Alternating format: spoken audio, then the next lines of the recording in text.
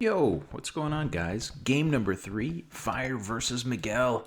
We have the battle for Brazil, which, yeah, I mean, we're 3 games in. It's too late to change the name, but it's a terrible name. We need Riet in this for sure, Degal, etc. But anyway, a couple great Brazilian 1v1 players going at it, and we're going to see who comes out on top. This is not a major spoiler. If this is the first game in the series you've seen, I'll tell you that it's tied 1-1 right now. This is a set of 4. And game number 3 here is going to be a Teutons war on Arabia. Teutons, baby. Teutons are an interesting civ. Not really a civ you want to go deep into archers with. You do get gunpowder, but paladin is something you see a lot, or at least knights, I should say. You can go champions. They have decent champions as well. You also get all the way to Halb, if I remember correctly. So it's a decent civ to play the game with for sure. And a couple of bonuses on how many units you can garrison in your tower. TC line of sight and attack, blah, blah, blah. Anyway, pretty interesting civ. Probably going to see these guys eventually go into knights. But we'll see. Maybe a Drush Fast Castle. Who knows? Who knows? Why even speculate? It's all going to happen here in good time. Anyway, I'm going to speed this one up to 60%, 65-ish percent. We'll just see what Fire is up to. Searching around, finding his sheep right now. Nice early scouting with the sheep. He's found his other sheep, if that makes any sense at all. Let's watch his wood line here just for a second, and then we'll go over and check out Mr. Miguel. No long boar lures by the looks of it. These should both be really safe. Nice berries to the side. This wood line's thin, but like I said, probably not going to see archers, so it's probably not a big deal. Backstone, very blockable map on the backside, but the front here is cratered to the downhill. His main goal is kind of out here in an awkward spot. Not a bad map. Maybe he can get his military buildings up on top of this ridge, but not a great map either. Anyway, 4 vills on wood early, so maybe a Drush from Fire. I suppose he'll keep the option open. 3 vills on wood early for Miguel. Miguel's going to take 3 vills onto wood and not have the option to Drush. All right, fair enough. Working our way through the early game here. Interesting house location, but maybe Miguel thinking about blocking in that side at some point. Berries to the front of the TC, I should say, for the red player. North of his TC, he's got a couple gold piles, and this would be a really nice area to wall, at least in my opinion. But we'll see. There's a lot of game left to be played. Second boar for Miguel, not too far away from his TC. He should be just fine to figure it out. Where is his scout? Miguel's scout here is forward, already finding the wood line of Fire and circling around the TC. Fire just now starting to come forward, a little bit slower on the jump here. Miguel's forward a little earlier, but it doesn't matter too much. These guys are plenty early to both get an idea of what's going on the map. They've been playing this set of games in a pretty friendly manner. Miguel could stand by that boar and try to lame this Vil, but he and Fire are buddies. These guys play a lot of games together in 2v2s. I don't think they're out to lame one another. So last game, spoiler alert, maybe you want to check that out before I say the following. Last game ended with, it felt like a little bit of an angry Fire. Fire probably should have won that game. It felt like he was winning it, and it just kind of all went downhill so quickly. I don't know if he even GG'd out. I think he was just like, oh my god, just angry at the way that it ended. So we'll see if Fire can get his revenge here. On the other hand, Miguel, maybe with a little bit of a psychological advantage, his opponent might be a bit frustrated. We'll see. These guys are pros. I'm sure they can handle themselves. Still working our way here through the Dark Age. Looks like Fire's going to send villagers out to a second wood line. I do not see a barracks. I do not see gold being taken. I do see loom coming in. So we're not going to see a drush from anybody in this game. Both players will go to 21 vills. They'll loom up. They'll send 4 vills. Well, maybe a 5th here in a second. Looks like 8 vills total on wood for Fire for now. Just trying to grab some extra food. Maybe going to pile up a little bit of food and go into scouts. Who knows? At the moment, he is not going on to gold. So it could be scouts. Scouts are fine for Teutons. You can't upgrade them, if I remember right. I don't think you can go light cav or hussar. I think you just have the scout cavalry. But hey, if you can get out and do damage to your opponent, then it's all good. It's absolutely worth it. Two vills going over to gold for Miguel. He's not going to drush here. He's going to send a couple of militia forward, a couple of villagers forward, probably go men-at-arms, and it looks like this is going to be towers and men-at-arms. Interestingly, Fire is not going forward, but he is going to try to put a barracks up on top of this ridgeline. Always good to have your military buildings on the ridgeline so you can reinforce from the hill advantage. But in this particular case, Fire's going to get caught out front, and he doesn't really have what it takes to push this drush back. It's going to slow his barracks down for a minute. The problem is Miguel is soon going to have men-at-arms. He's sent forward 3 militia so far. Men-at-arms should be in any second. You can see it's quickly building up here. Miguel will lose his scout. Fire gets the barracks up, but has been slowed by quite a lot. If he did want to drop a stable quickly and go into scouts, it's too late for that. And oh, sweet baby Jesus. That villager is going down in an earlier... Okay, I didn't say that. Scratch that from the record. We'll cut that out in post. Anyway, Fallout Boy aside, both scouts are down. Fire's lost a vill. Probably more importantly, Fire has lost this ridgeline. And his barracks was very significantly delayed. He is going to go with a stable. He's going to try to go scouts. But you can see how late we are into the feudal age by the time that stable comes up. First couple scouts coming out. Scouts versus men-at-arms. Not really the best fight in the world. Look at this. Miguel coming forward with an archery range. Maybe thinking about some skirmishers to go along with a tower. I would assume 2 vills on the front. I would assume he's going to drop a tower. No villagers on stone, though. So we won't see Miguel drop 2. Oh, he's already dropping a tower right here on Fire's front gold. Okay, so if you're the blue player here, you're thinking, like, where the heck can I go to get other gold? He's got some more gold to this side.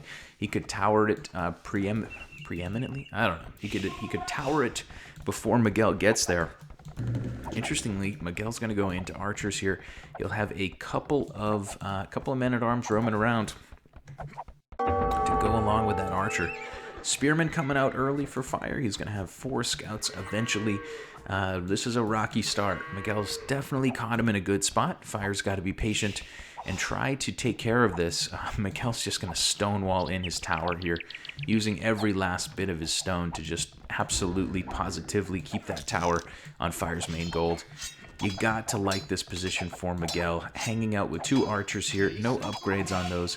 Just lobbing in arrows and idling villagers, adding in some skirmishers now. That's a pretty good, cheap ranged unit to add in with your tower rush, and it's looking like Miguel is in a really nice spot. Miguel will I keep trying to say a word and I can't remember it. Not preeminently. Prematurely? No. I don't know. He's going to anticipate those scouts coming forward. He's going to wall these villagers in. He's also walling in his wood line slowly but surely, adding a couple of spears in.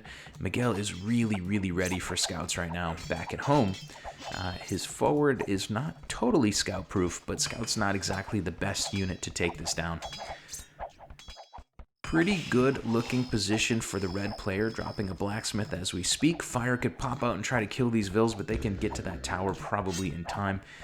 Miguel on the other side will push through a house slowly but surely. This man-at-arms not even in the fight, but that house will eventually go down. Red player can come and try to push his way back to this woodline. Fire's done something here that I always forget to do, but you know, he's a pro. He doesn't forget anything. He's going to send a couple vills over to stone pretty early. He's going to need towers to take his map back from his opponent. I think it's a really wise play.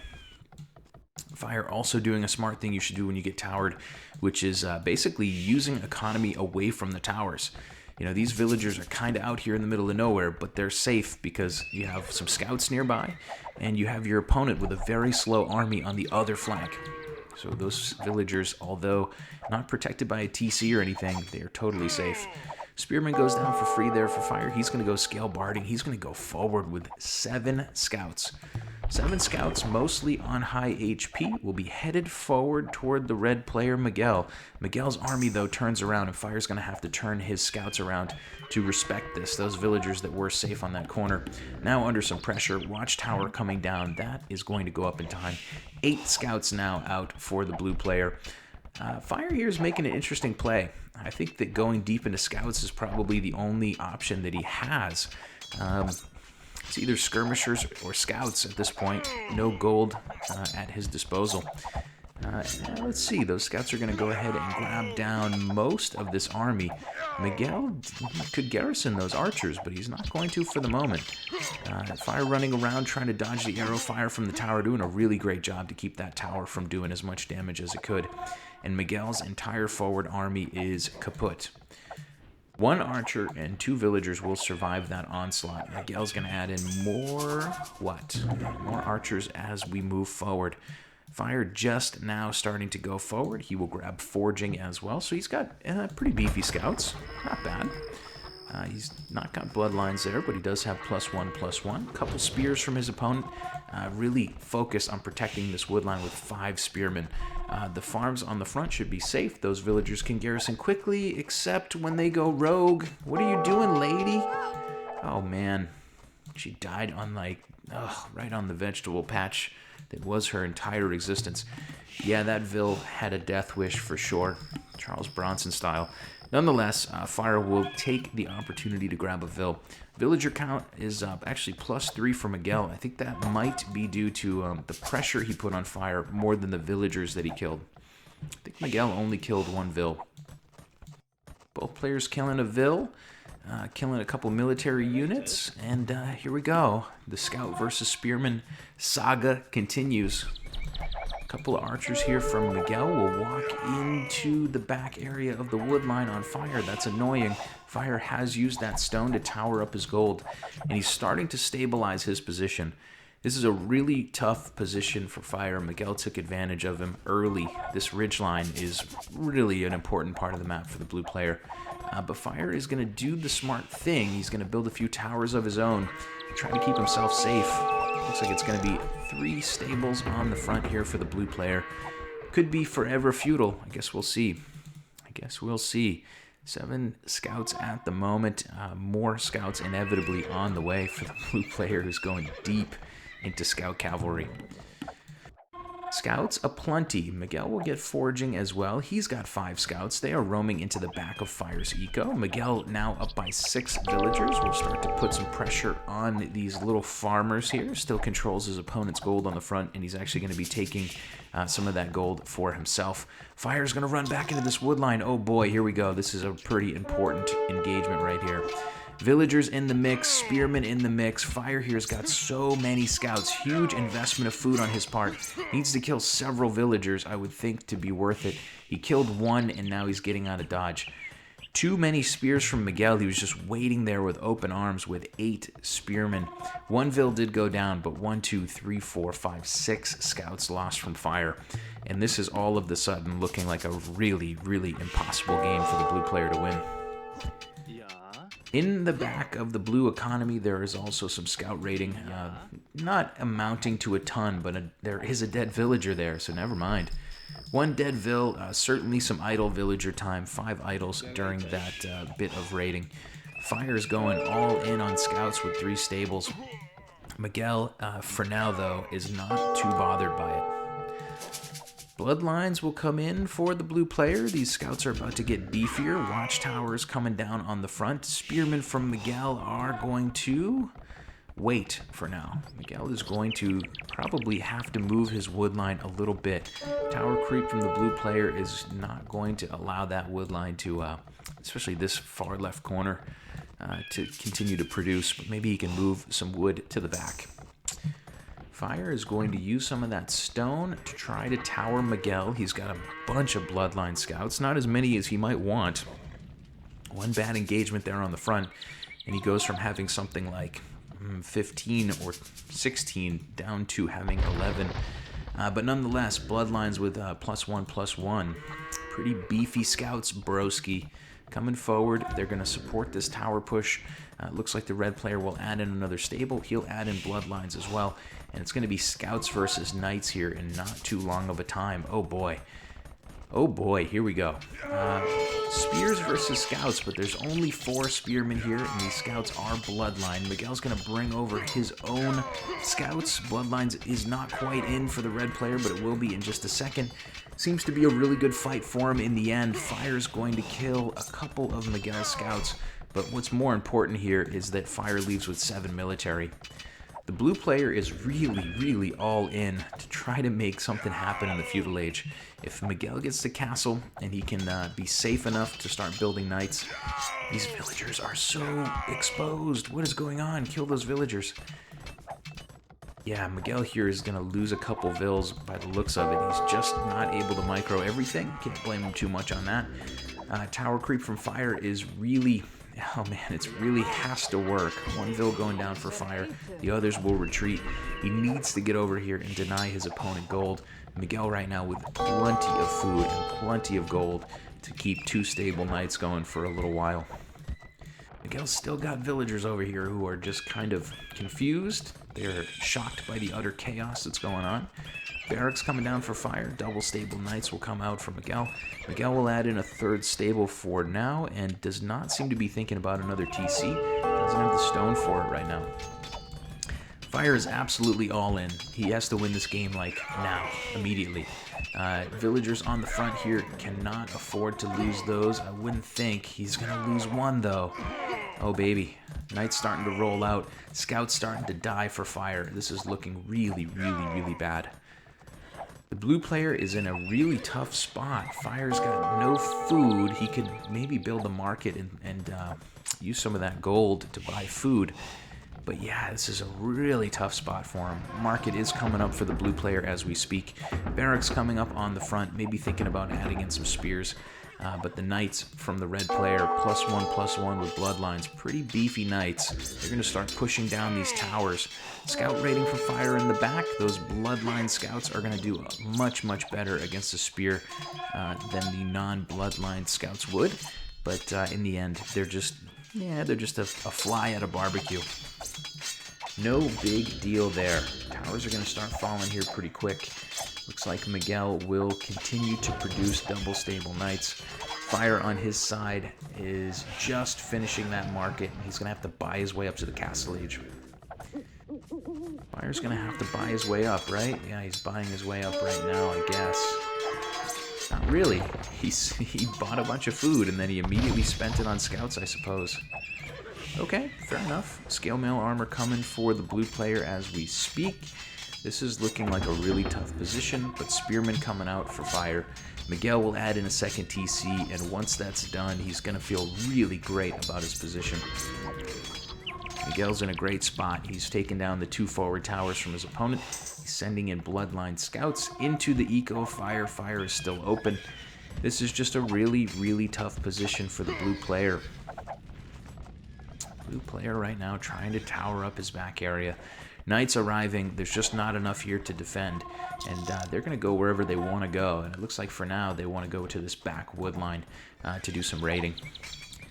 Several more villagers will be dying soon. Fire's got spears on the front. Miguel reluctant to engage them for the moment. Well, looks like he's going to turn around and take this fight. Going to lose his knights here for not too much. Fire may be catching Miguel off guard there. Looks like Miguel might have been microing on the front. He's going to start, oh man, grabbing down vills. 3 villagers dead there on the wood line.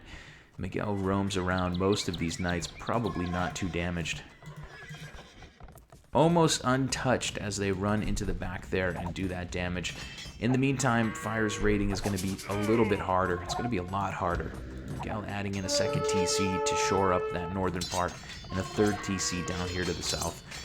Not a whole lot of easy pickings on the villager front. Fire's going into all into spears at this point. But it is a counter to cavalry, but it's not a good enough counter, unfortunately. Feudal Age countering a Castle Age unit is just not going to work out here. And it looks like Miguel's going to get this win. I mean, we'll see. Fire's still trying to raid and be annoying, but he's slowly getting whittled down by TC Arrow Fire. He's not really getting kills with those scouts, and Miguel is getting kills with his knights. What's the villager count right now? Well, it's 54 for the red player, 39 for blue. Military counts are similar, but the military here of the red player is so much higher quality. He's got a unit that can run in, tank a bunch of arrow fire, kill a bunch of vills. In this case, even fight with direct counters, since they are still feudal age units. Tough position for Fire. He seems to be sticking this one out, though, for a minute. I think I'm going to go ahead and speed this up just a fraction, because I think this game is impossible to bring back. Nothing's impossible, however. A couple more vills going down. It looks like an 18 villager advantage for the blue player as we speak. Miguel trying to add in another TC on the back. For now, that's going to be denied, and he's going to lose a villager or two in the process. Spearman coming over en masse. Red player is very, very ready for this. He's going to easily push those scouts back and add in another TC. Knights are just a little too much for scouts and spears, but we'll see. Miguel right now is on 4 TCs, so he's certainly switching his focus to building up a huge eco. 22 villager advantage, 62 vills for the red player. Very safe against scout raiding. The only place that's really raidable is this front stone. Miguel's been on stone for quite some time, but at the moment, just 250 in the bank. Red player is just happy to stand and fight 4 versus 1. His knights are just so beefy. Bloodlines with +1, +2. Bosa coming in now for Miguel a little bit late in the action, but he's absolutely dominating this game, so it doesn't matter. Going through this quick, I mean, Fire's gonna keep fighting this one out. Must see an opportunity to win somewhere in sight, but I'm having trouble seeing it at the moment. The red player is just adding in more and more knights, more and more spears. And he's really going pretty heavily onto gold, so we could see a castle drop here in the not-so-distant future. Looking good for Miguel. Miguel playing a really nice game here in game number 2, looking to go ahead in this series. But Fire's not giving up yet. Look at the freaking scouts, man. There's a good 20 scouts just right here in the middle of the map. Blue player still trying to tower his way forward, still trying to push forward with spears. Problem is, he's going to be up against an Imperial Age army at some point. He's got to find a way to get to the Castle Age, right? I don't know. Fire will GG out of this game. I think that it was inevitable, really, for the last couple minutes of game time. Nice game in game 3. Miguel played a really nice game. He identified this ridge line as a weak point of his opponent's map. He came forward and towered it. Even though his forward didn't do a ton of damage, he did kill a vill, and then he did take this main gold away from his opponent for the entire game. Blue player had to go over to this extra gold. He had to tower that gold. He had to take a bunch of stone to tower up his whole base because it just wasn't an area that he could protect.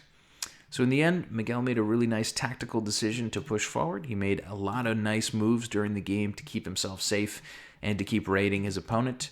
Fire went for the forever feudal bloodline scout upgrade, but it just didn't work out this time.